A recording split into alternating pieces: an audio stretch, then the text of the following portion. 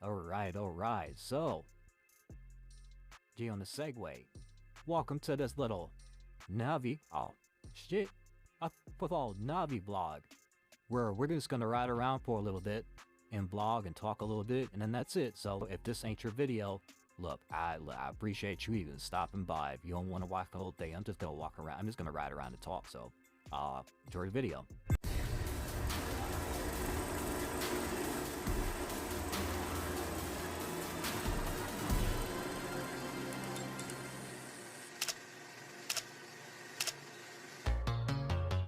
Alright guys, we are on the Honda Navi once again.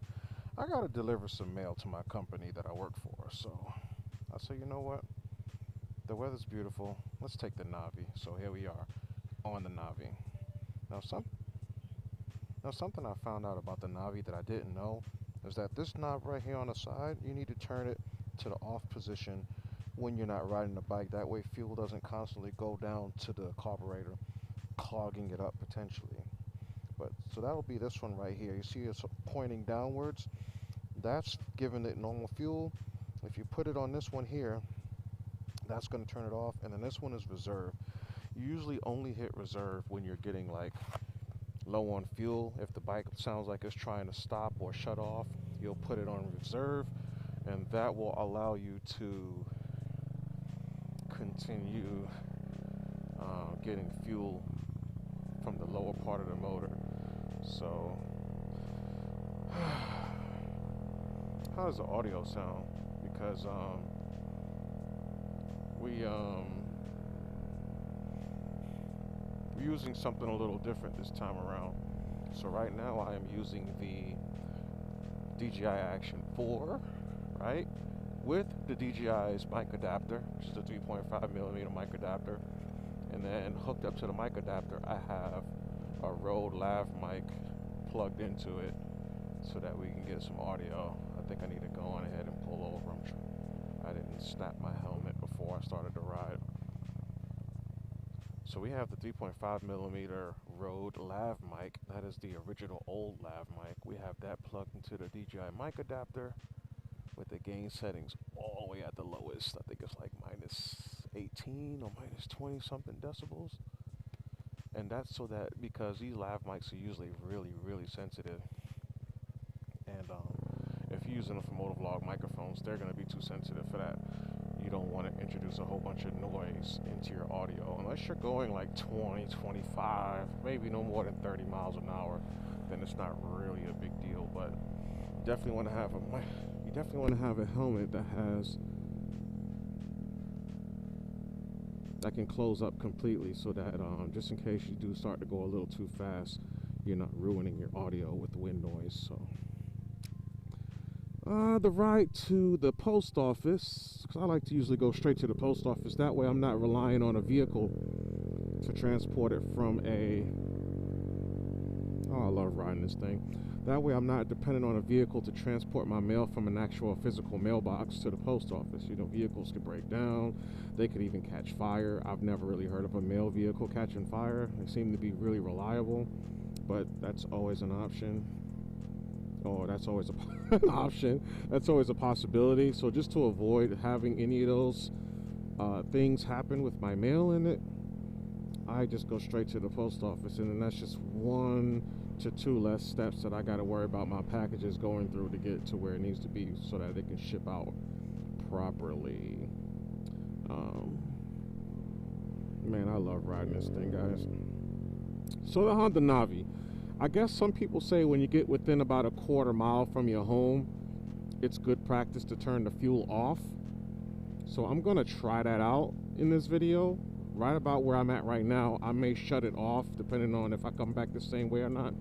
I'm gonna shut the fuel off, and then they say usually by the time they get to their house, the bike is bogging down, and then it'll, they'll be getting to their house before it actually shuts off. So that's one of those practice make perfect kind of thing. It may be 1/8 of a mile, maybe 1/16 of a mile from your home where you need to shut it off. But everybody who's been riding these or been using carbureted engines for a long time, they all say the same thing: shut the fuel off a little bit before you get to your resting place. That way, when you finally get to your resting place, your there should be no more fuel in your carburetor, you know, or in your motor. Because I have a leak down that happens on my bike. Every time I park it, it's leaking. It looks like oil, but it looks like it's mostly fuel, but it looks like a fuel oil mixture is what it really looks like.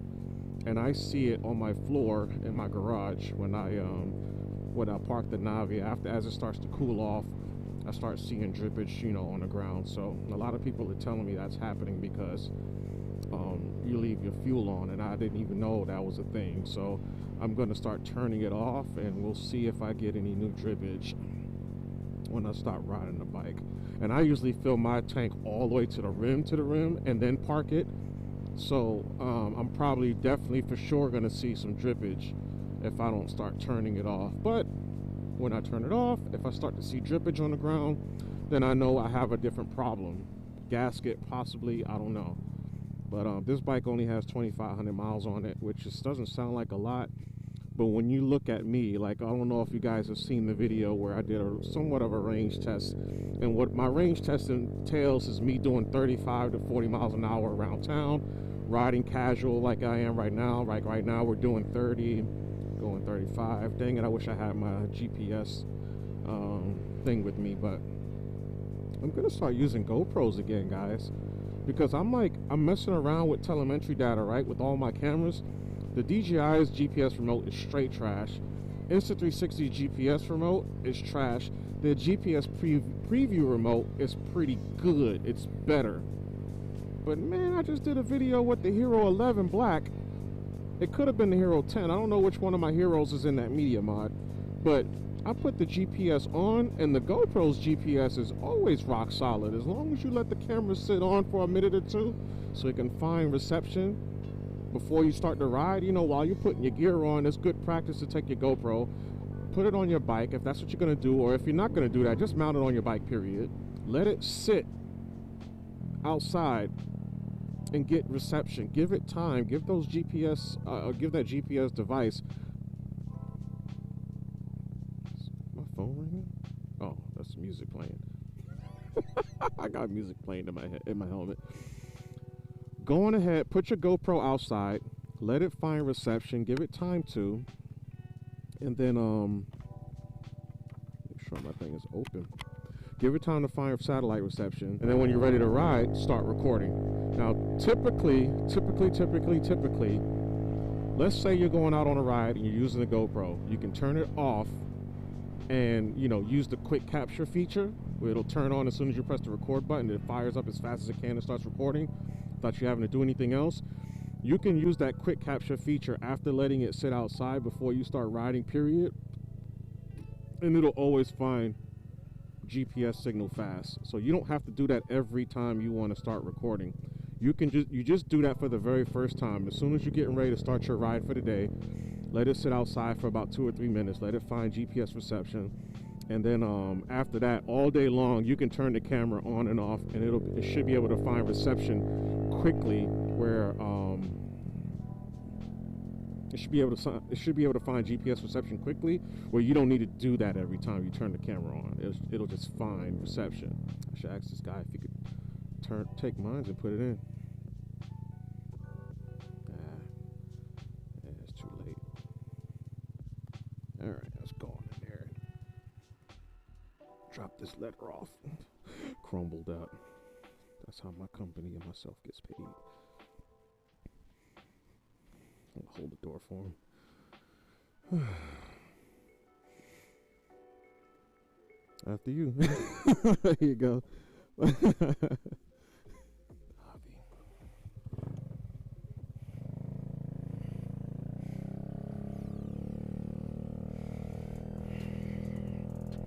All right.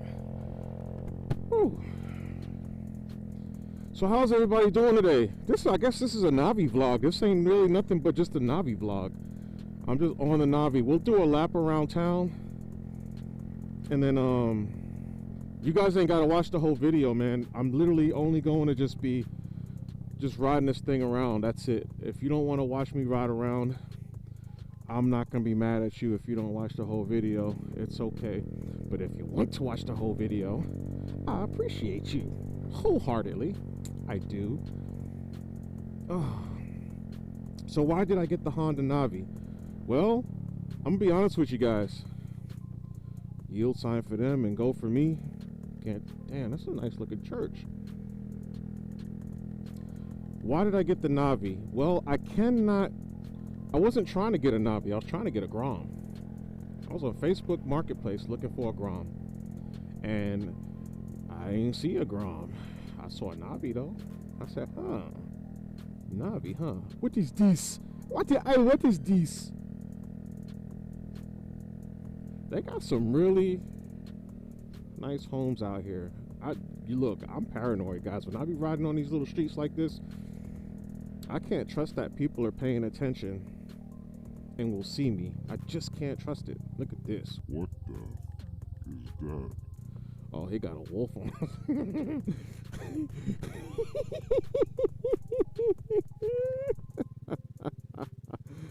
Oh, shit, man. That's crazy work right there.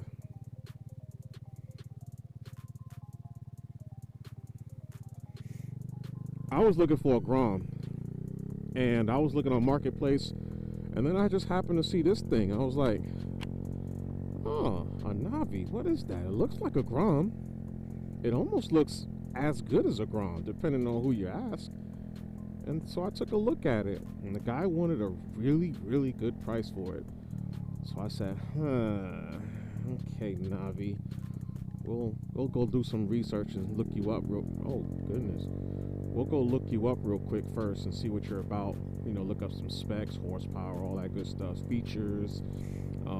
I thought that this thing was something that I could register and not need insurance for, because I thought the motor size, I didn't even realize that you needed a motorcycle license to even like have this thing, to ride it legally. So I mean, I ended up finding that out. You need a motorcycle license, you need to have motorcycle insurance for it.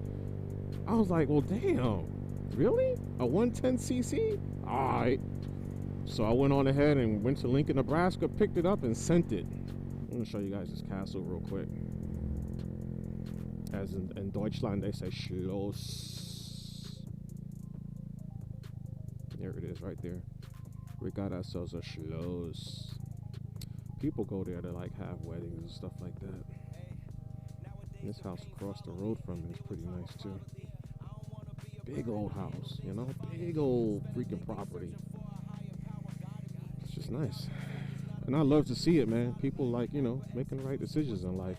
This bike doesn't really need any modifications, and a lot of people with a stock Navi have reported their Navis are always doing 50 miles an hour, a little bit more than 50.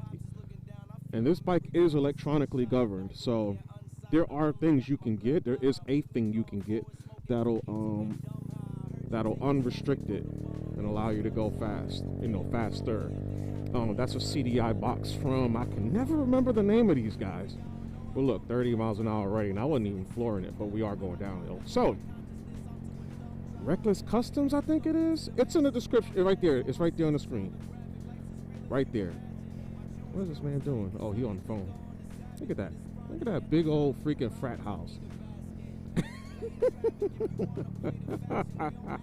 Bunch of crazy college kids all living in that one building and in that one. I mean, this college has a lot of them, and that building right there. Just a bunch of big old houses for a bunch of frats. And that's cool. Alpha, Kappa, whatever they call these dang old things. Modifying these are overrated. You can do a lot of aesthetically, you know, a lot of aesthetic modifications. Like I put the reflective stickers on the wheels. Got the little this thing right here. I bought it with it though, the windscreen, like a little mini windscreen, LED lighting. You can do stuff like that. AC to DC or DC to AC conversion. All those types of modifications like that, you can do that stuff and it's fine. When it comes to power mods, this thing really don't need power mods. This is what you really need: a 12-inch wheel. So in case you don't know, the front wheel is a 12-inch wheel and the back wheel on this thing is a 10-inch wheel. That's typical within the motorcycle world. I'm not 100% sure why they do that, but that's even with full-size motorcycles. Usually the front wheel is smaller. I mean, the front wheel is bigger than the back wheel. That's just what happens. Let me go make a right turn here. Putting a 12-inch wheel in the back will increase your speed. That's just physics, right? If you put the exact same size rim and tire on the back from the front of this Navi, it'll be too big, and you're gonna have to get like a Dremel or something to shave some of the aluminum off the head of the engine. It's not a bad thing. It's really a little bit of shaving, just a little bit amount. You don't have to do a whole lot, but that's something you have to do. So, and that will pick you up 2 to 3 miles per hour at top speed with a completely stock Navi. If you get the CDI box from Reckless Customs, your bike can go anywhere between 57 and 60 something miles an hour. When I say 60 something, I mean like 60, 62, 61. It just depends. It depends on how much you weigh and how much you weigh is going to matter, and you know, how much air you have in your tires. There's a lot of little things like that that matters. That'll depend on how fast your bike will go after doing such a modification. But between the bigger tire in the back and the CDI box, you're looking at 60 miles an hour or more, just like that, just from those two things. Now, there are people who say if you put a bigger wheel in the back, you're going to have to remove the fender. There's a lot of small cosmetic changes that has to happen when there's a lot of small cosmetic changes that has to happen. Do we not know where we're going? I guess I can't talk because I kind of just did the same thing.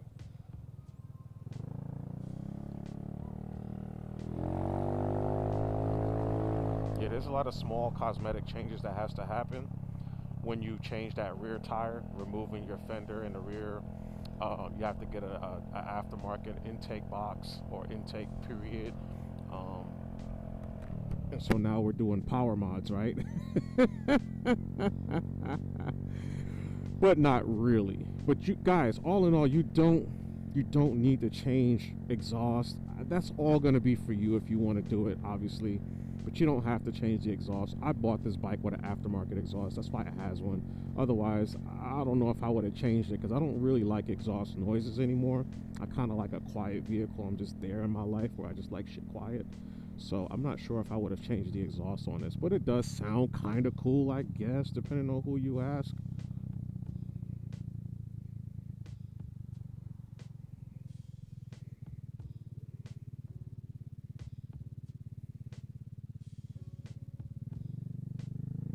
Yo, you're welcome. You're very, very welcome. Oh, I love being nice to people when they say thank you. It's so nice, sarcastically speaking.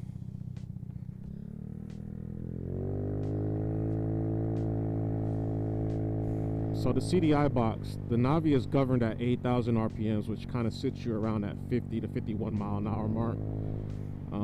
The CDI box allows you to go all the way up to like 11,000. Like it's a real kind of like a piggyback thing where it unlocks the speed of this Navi. Like if your Navi, you know, is stuck at a certain speed because the engine won't rev past a certain RPM, like this one does right now as it sits, yeah, that thing's gonna have you going faster. So.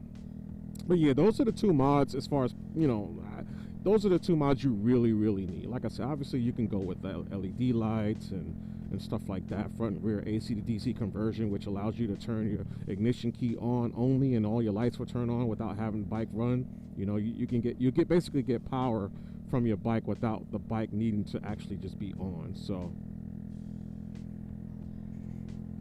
I done that conversion. Well, no, this bike had it already. But I did the LED lights conversion because this thing only had halogen lights and stuff like that front and rear. So it really helps improve, Jesus Christ. It really helps to improve the looks of this bike overall, you know, it just makes it look nicer. So look at that building right there.